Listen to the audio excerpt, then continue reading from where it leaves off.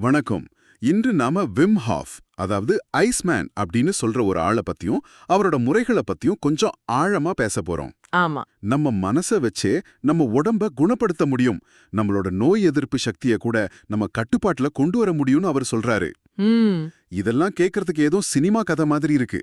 ஆனா இதுக்கு பின்னாடி பெரிய அறிவியல் இருக்குன்னு சொல்றாங்க.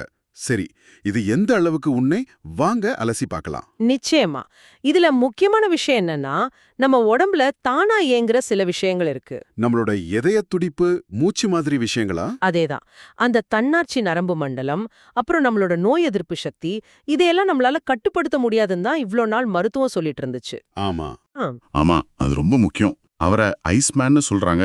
பனிக்கட்டிக்குள்ள மணிக்கணக்கா இருக்கிறது, வெறும் ஷார்ட்ஸ் மட்டும் போட்டுக்கிட்டு எவரெஸ்ட் சிகரத்துல ஏறுறதுன்னு பல சாதனைகள் பண்ணிருக்காரு. ஆனா இந்த சக்தி அவருக்கு எப்படி வந்துச்சு? இந்த உரையில அவர் பிறப்ப பத்தியும் ஒரு ஆச்சரியமான விஷயத்த சொல்றாரு. ஆமா, அது ஒரு சக்தி வாய்ந்த தொடக்கம். அவர் இரட்டையர்கள்ல ஒருத்தரா பிறந்திருக்காரு. ஆனா அவரோட அண்ணன் பிறந்த பிறகு இவரும் உள்ள இருக்கிறது யாருக்குமே தெரியல. அப்படியா?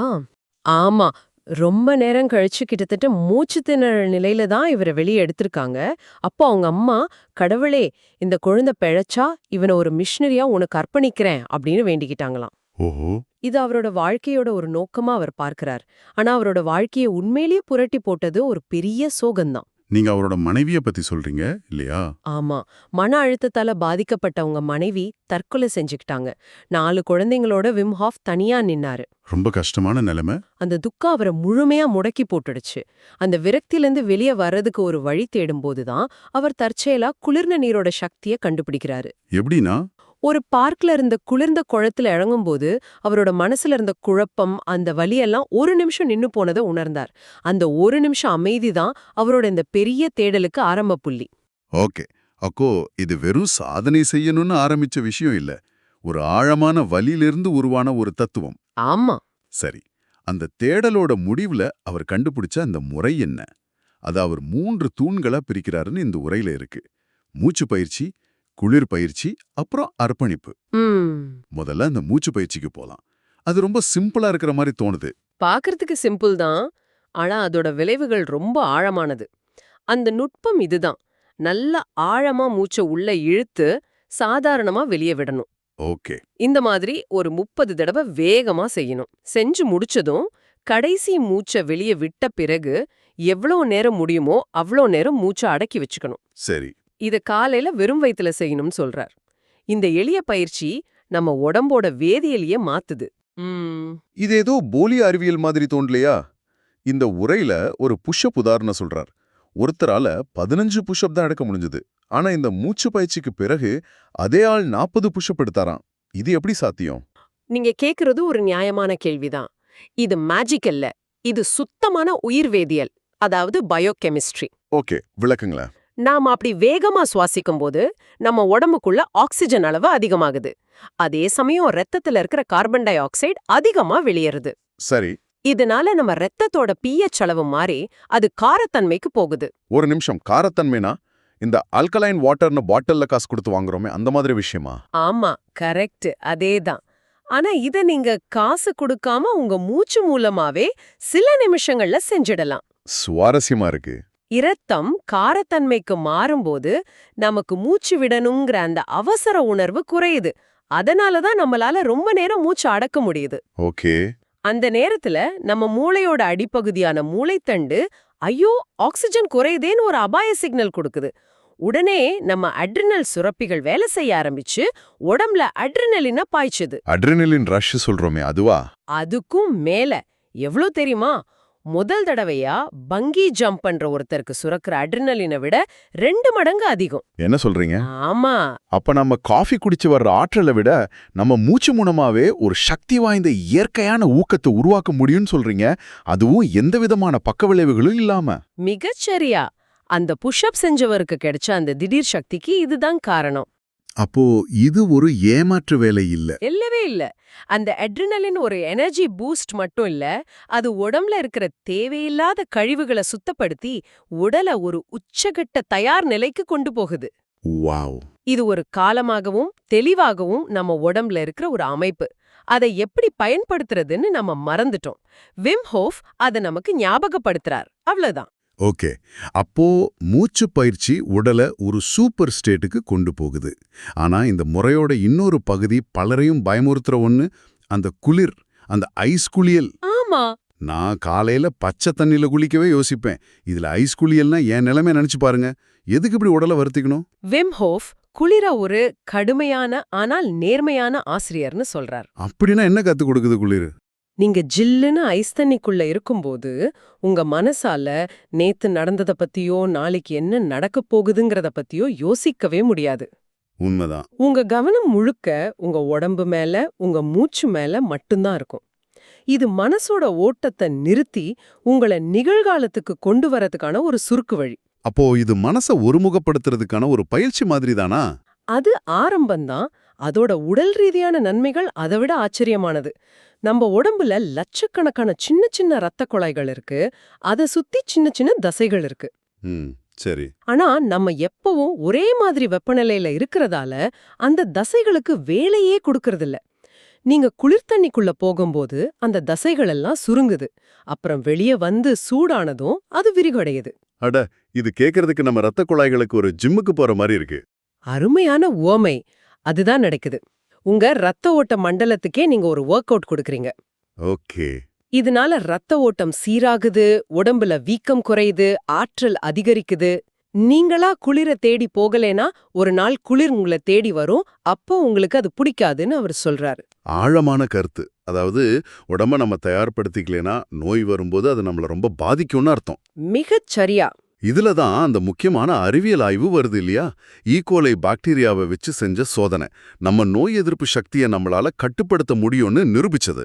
ஆமா, இதுதான் இந்த முறைக்கு கிடைச்ச மிகப்பெரிய அறிவியல் அங்கீகாரம். அதை பத்தி கொஞ்சம் விளக்கமா சொல்லுங்க. ஒரு பல்கலைக்கழகத்துல நடந்த ஆய்வு இது. ஒரு குழுவுக்கு விம் ஹோஃப் பயிற்சி கொடுத்தாங்க, இன்னொரு குழு சாதாரணமா இருந்தாங்க. 2 குழுவுக்கும் ஈகோலை பாக்டீரியாவோட ஒரு பகுதியை ஊசி மூலமா செலுத்துனாங்க. ஈகோலை பாக்டீரியாவா? அது ஆபத்தாச்சே. இல்ல, அதோட ஒரு சின்ன பகுதி தான். அது உடம்புல ஒரு நோய் எதிர்ப்பு சக்தியை தூண்டும். சாதாரணமா இத செலுத்துனா சில மணி நேரத்துல காய்ச்சல், தலைவலி, வாந்தி, உடம்பு நடுக்கணும் எல்லா அறிகுறிகளும் வரும். எதிர்பார்க்கிற மாதிரி பயிற்சி எடுக்காத குழுவுக்கு அப்படிதான் ஆச்சு இல்லையா? ஆமா, அவங்க எல்லாருக்கும் கடுமையான அறிகுறிகள் வந்துச்சு. ஆனா விம் ஹாஃப் பயிற்சி எடுத்த 12 பேருக்கும் எந்த அறிகுறியுமே வரல. ஒரு அறிகுறி கூடவா? ஆமா, ஒரு அறிகுறி கூட இல்ல. அவங்க உடம்பு அமைதியா இருந்துச்சு. அவங்களோட ரத்தத்தை பரிசோதிச்சு பார்த்தும்போது அவங்க உடம்புல அழற்சிய, அதாவது இன்ஃப்ளமேஷனை உண்டாக்குற புரதங்கள் ரொம்ப குறைவா இருந்துச்சு. அப்போ அழற்சிய கட்டுப்படுத்துற புரதங்கள் அது ரொம்ப அதிகமா சுரந்திருந்ததுன்னு தெரிஞ்சது. அதாவது அவங்க மனசு அளவுல தங்களோட நோய் எதிர்ப்பு சக்தியை கட்டுப்படுத்தி பாக்டீரியாவுக்கு எதிரான போற அறிகுறிகளே இல்லாம ஜெயிச்சிட்டாங்க. கிரானிக் இன்ஃப்ளமேஷன் கூட சம்பந்தப்பட்டதுன்னு சொல்றாங்க. ஆமா, நம்ம மனசையும் மூச்சையும் வச்சு இத கட்டுப்படுத்த முடியும்னா அது மருத்துவத்துல ஒரு பெரிய புரட்சியா இருக்குமே. அதுதான் விம் ஹாஃபோட நம்பிக்கையும் கூட. வாவ். சரி, இப்போ நம்ம கிட்ட மூச்சு பயிற்சி இருக்கு, அது உடம்போட வேதியியலை மாத்துது. குளிர் பயிற்சி இருக்கு, அது மனசையும் ரத்த ஓட்ட மண்டலத்தையும் பலப்படுத்துது. ஆனா 3ஆவதா ஒரு தூண்ட பத்தி சொல்லியிருக்காங்க, அர்ப்பணிப்பு. கமிட்மெண்ட். ஆமா, கமிட்மெண்ட். அத பத்தி பெருசா விளக்கல. அதுக்கு என்ன அர்த்தம்? வெறும் மன உறுதியா, இல்ல அதுக்கு மேல ஏதாவது இருக்கா? இது ரொம்ப முக்கியமான கேள்வி. ஏன்னா முதல் 2 தூண்டுகளையும் இணைக்கிற பாலம் இந்த 3ஆவது தூண்டு தான். ஓகே. அர்ப்பணிப்புங்கிறது வெறும் நான் விடாமுயற்சியா செய்வேன்னு சொல்றது இல்ல. விம் ஹாஃப் என்ன சொல்றாருன்னா, மூச்சு பயிற்சியும் குளிர் பயிற்சியும் உங்களுக்கு சக்தியை கொடுக்குது. சரி. ஆனா அர்ப்பணிப்பு தான் அந்த சக்திய எப்ப பயன்படுத்தணுங்கிற கட்டுப்பாட்டை கொடுக்குது. ஒரு உதாரணமா சொல்ல முடியுமா? நீங்க ஒரு நாள் காலையில எந்திரிக்கிறீங்க, ரொம்ப சோர்வா இருக்கு, குளியல் எடுக்கவே தோணல. அந்த நேரத்துல உங்க மனசு 1000 காரணம் சொல்லும். ஆமா, இன்னைக்கு ஒரு நாள் வேணாம், நேத்து தானே செஞ்சோன்னு சொல்லும். கரெக்ட். ஆனா அர்ப்பணிப்புங்கிறது அந்த மனசோட தடைய தாண்டி பரவாயில்ல நான் செய்யறேன்னு அந்த அசௌகரியத்தை தேர்ந்தெடுக்கிறது தான். ஓ. அப்படி ஒவ்வொரு நாளும் நீங்க அசௌகரியத்தை தேர்ந்தெடுக்கும் போது உங்க மன உறுதியையும் மூளையோட கட்டுப்பாட்டையும் நீங்க பலப்படுத்துறீங்க. என் உடம்புக்கு நான் தான் முதலாளிங்கிற செய்தியை உங்க மூளைக்கு ஆழமா பதிய வைக்கிறீங்க. அப்போ இது வெறும் உடற்பயிற்சி இல்ல, இது ஒரு மனப்பயிற்சி. இந்த அர்ப்பணிப்பு வாழ்க்கையோட மத்த விஷயங்களுக்கும் பயன்படும் இல்லையா? நிச்சயமா. குளிரை எதிர்கொள்ள கத்துக்கிட்ட ஒரு மனசால வாழ்க்கையில வர மத்த சவால்களையும் மன அழுத்தத்தையும் சுலபமா கையாள முடியும். இதுதான் அந்த 3ஆவது தூணோட உண்மையான சக்தி. சரி. உடல் ஆரோக்கியம், மன உறுதியெல்லாம் ஓகே. ஆனா மன அழுத்தம், பதட்டம் மாதிரியான இன்னைக்கு பலரும் சந்திக்கிற பிரச்சனைகளுக்கு இந்த முறை எப்படி கான்கிரீட்டா உதவுது? விம் ஹாஃப் பதட்டத்தை ஒரு சிக்னலா பாக்குறாரு. உடம்புக்குள்ள தேவையற்ற ஏதோ ஒன்னு தேங்கி கிடக்கு, அத சுத்தம் செய்யன்னு நம்ம உடம்பு சொல்ற சிக்னல் தான் பதட்டம் என்கிறார். தேவையற்ற விஷயமா? நம்ம நவீன வாழ்க்கை முறையால வர்ற மன அழுத்தம் நம்ம உடம்புல சில உயிர் வேதியியல் கழிவுகளை, அதாவது பயோகெமிக்கல் ரெசிடியூவை உருவாக்குது. உயிர்வேதியியல் கழிவுகளா? அது என்ன? இத இப்படி கற்பனை பண்ணி பாருங்க. நம்ம உடம்பு ஒரு இன்ஜின் மாதிரி. மன அழுத்தம் அதிகமாகும்போது அந்த என்ஜின் ரொம்ப வேகமா ஓடிட்டு இருக்கு. அப்படி ஓடும்போது தேவையில்லாத புகை தங்கிடும் இல்லையா? அது மாதிரி நம்ம உடம்புல கார்டிசால் மாதிரியான மன அழுத்த ஹார்மோன்கள், சில ரசாயனங்கள் தங்கிடுது. ஓகே, புரியுது. மூச்சு பயிற்சி அந்த புகையை வெளியேத்துற மாதிரி தான். அது உடம்ப ஆழமா சுத்தம் செய்யுது. குறிப்பா மூச்சு அடக்கும்போது மூளைக்கும் இதயத்துக்கும் 5 மடங்கு அதிக ரத்த ஓட்டம் போகுது. 5 மடங்கா? ஆமா, இது ஒரு முழுமையான ரீசெட் மாதிரி. அதனால பதட்டத்தை தூண்டுற அந்த வேதியியல் காரணிகள் நீக்கப்பட்டு மனம் அமைதி அடையுது. இந்த முறையை அவர் வெறும் உடல் மனப்பயிற்சியா மட்டும் பார்க்கல, ஆன்மீகத்தோடையும் இணைக்கிறார். இத செய்யும்போது ஒருத்தர் தன்னோட வாழ்க்கையோட நோக்கத்தோட இணைய முடியும்னு சொல்றார். ஆமா, பர்பஸ். ஒரு மூச்சு பயிற்சிக்கும் வாழ்க்கையோட நோக்கத்துக்கும் எப்படி சம்பந்தம் இருக்க முடியும்? அது கொஞ்சம் பெரிய லீப் மாதிரி தெரியுது. அதுக்கு அவர் சொல்ற விளக்கம் இதுதான். நம்ம மனசு எப்பவும் சத்தம் போட்டுக்கிட்டே இருக்கு.